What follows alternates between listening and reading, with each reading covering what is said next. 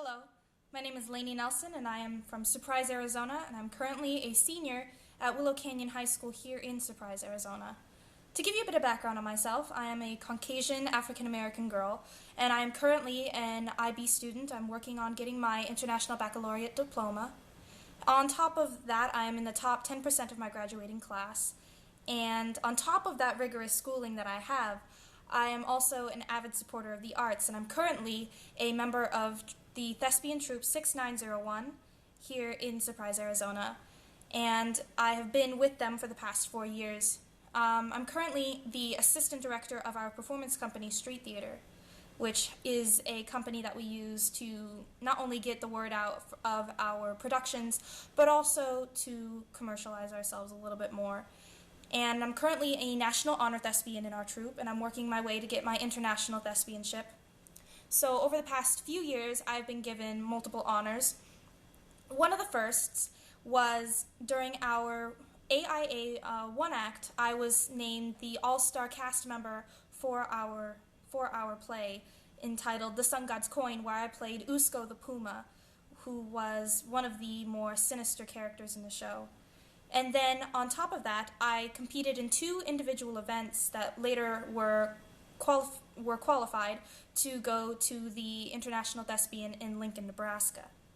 On top of that, I also just recently this year I have qualified yet again to compete at the International Thespian Festival in not only the same things that I qualified in last year, but also 2 others. I qualified in duet musical, I qualified in group musical, and I also qualified in solo acting. And to tell you a bit more about my solo acting careers, or my solo acting instances, earlier last year, during the International Thespian Festival 2012, I actually was considered the judge's choice for solo acting, and I was later asked to perform main stage in front of the entire conference, which was a fantastic experience for me. Over the past 4 years, I've been involved in almost 20 productions. I have acted in about 13. I have been musically choreographing for 7. I combat choreographed for another, which was the Sun God's Coin, where I combat choreographed that.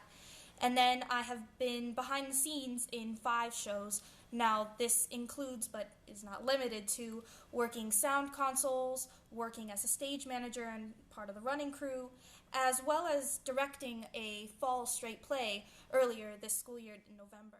Over the last 2 years, I've been given the great opportunity to design costumes and costume pieces for 4 productions. The first was for an Ashanti folktale turned to a 10-minute play entitled Anansi's Trick Does Double Work, which was basically about a young mischievous spider who gets himself into trouble after tricking everyone else in his district. As an African American girl, I became fascinated with this story, and I was able to do avid research on the culture of the Ashanti tribe. And I used certain cultural aspects, like the symbolic meanings of color, the Akawaba fertility doll, and a long list of symbols to make African headpieces and accessories. I designed for all 5 characters: Anansi himself, as the mischievous little spider who continues to cause havoc to everyone, the brave lion, as you'll see here,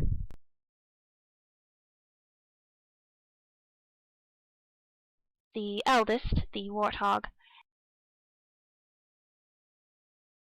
and then the sweetest of them, the ram,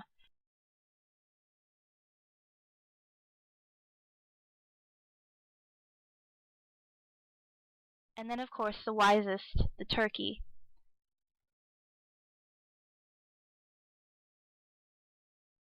Next, I designed for a character that I actually portrayed. I designed the costume for the character of Shere Khan, the vicious tiger, in Disney's The Jungle Book the musical. Here, I was given one basic idea by my director, that she did not want any of the animals to look exactly like animals. She wanted us to take it more abstract-like. And so considering this, as well as the character that I was trying to portray, I created a design that not only created a manlier silhouette for me, being that I'm such a small female, but I also adhered to the idea that Shere Khan was an evil, malicious feline. So when I personally think malicious, I think Darth Maul from Star Wars. and I decided to use him as my basic inspiration, especially when he's hooded.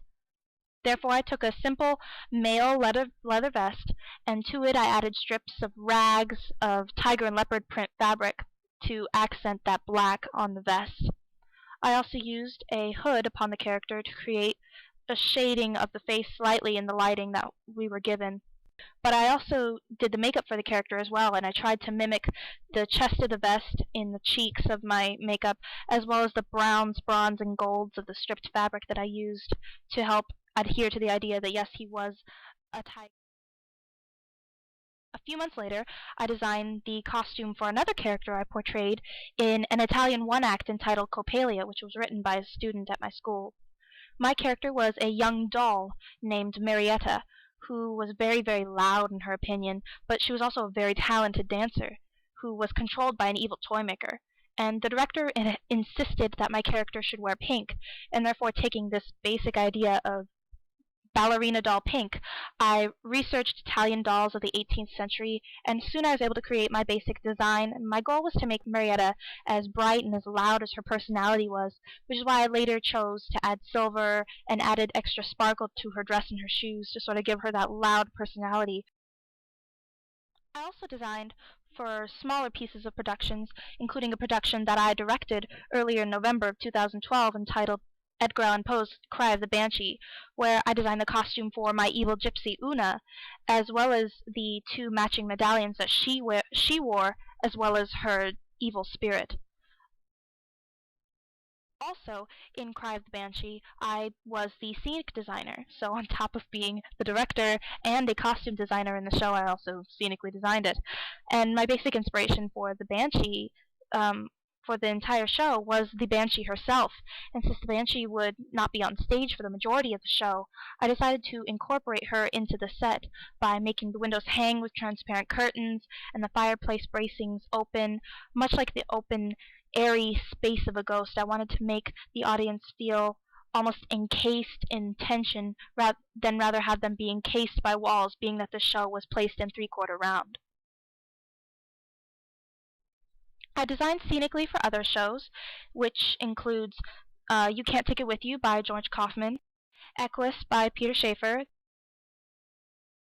The Giver, adapted by Eric Coble, and The Woman in Black, adapted by Stephen Malachat.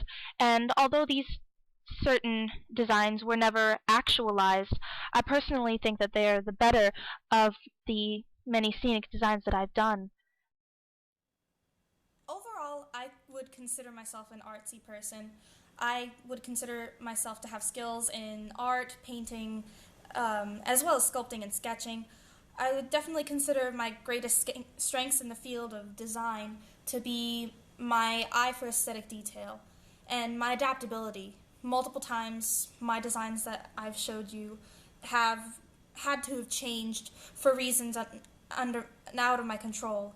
And so I'm always able to find a solution, and I'm still able to get my visual point across, or my symbolic meaning across, which I've always been grateful for.